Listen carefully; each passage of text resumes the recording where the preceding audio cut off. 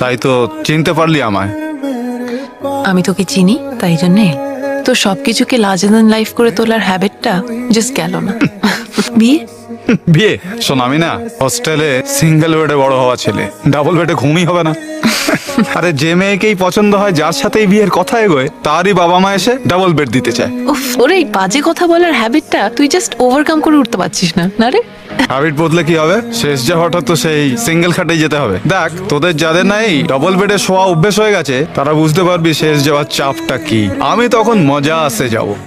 কলেজে আমাকে love letter দেওয়ার সময় এই যুক্তিগুলো তোর মনে ছিল না, না রে? এই, তোর মনে আছে? অফকোর্স মনে থাকবে ওপরে না। লেখা ছিল টু ইট মে কনসার্ন। আমার কথা বাদ দে, তোর কথা বল। তোর ওই ডাক্তারের কথা বল। তোর কিছু বড় বড় সব প্ল্যান ছিল না? এই শোন না, আজকে আমি আসি, বুঝলি? দেরি হয়ে গেছে, আমি আবার আসবো। নিরুপমা, 1 মিনিট। তোর ওই বিয়ের গিফটটা দেওয়া